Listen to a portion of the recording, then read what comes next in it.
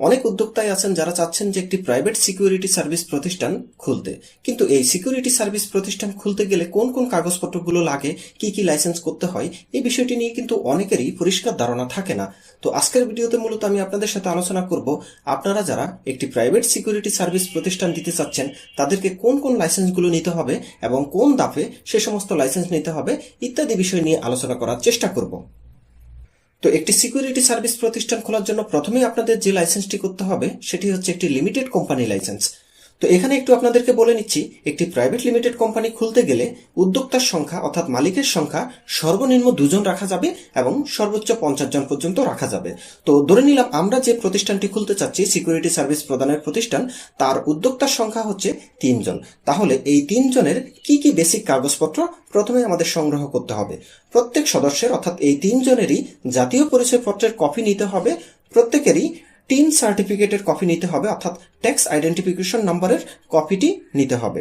একই সাথে প্রত্যেক সদস্যের পাসপোর্ট সাইজের ছবি নিতে হবে।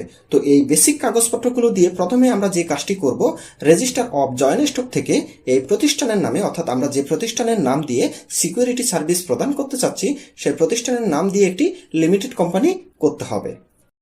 তো লিমিটেড কোম্পানি লাইসেন্স করার পরবর্তীতে আমাদেরকে যে লাইসেন্সটি করতে হবে সেটি হচ্ছে ট্রেড লাইসেন্স। এখন কোথায় থেকে আমরা ট্রেড লাইসেন্সটি করব?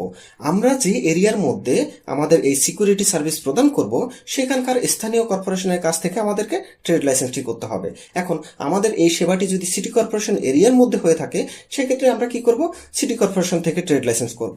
এর পরবর্তীতে আমাদেরকে এই প্রতিষ্ঠানের নামে একটি টিন সার্টিফিকেট করতে হবে। এটিকে ট্যাক্স আইডেন্টিফিকেশন নাম্বার বলে থাকে, যাতে করে এই প্রতিষ্ঠান অর্থাৎ এই সিকিউরিটি সার্ভিস প্রতিষ্ঠান সেবার মাধ্যমে আমরা যে আয়টা করব সেই আয়ের উপর আমরা যাতে সরকারকে কর দিতে পারি, এর জন্য আমাদেরকে যে কাজটি করতে হবে, আমাদেরকে এই প্রতিষ্ঠানের নামে অর্থাৎ এই লিমিটেড কোম্পানির নামে একটি পৃথক টিন সার্টিফিকেট খুলতে হবে। এর পরবর্তীতে এই প্রতিষ্ঠানের নামে একটি ব্যাংক অ্যাকাউন্ট ওপেন করতে হবে এবং এই ব্যাংক অ্যাকাউন্টের ধরনটি হবে কারেন্ট অ্যাকাউন্ট, যাতে করে যে সমস্ত ব্যক্তিরা আমাদের কাছ থেকে সিকিউরিটি সার্ভিস নিচ্ছে তারা যেন তাদের পেমেন্টগুলো এই ব্যাংক অ্যাকাউন্টের মাধ্যমে করতে পারে। তাতে করে আমাদের এই প্রতিষ্ঠানের হিসাবের স্বচ্ছতা থাকবে এবং সরকারের নিকট আমাদের সঠিক জবাবদিহিতা থাকবে।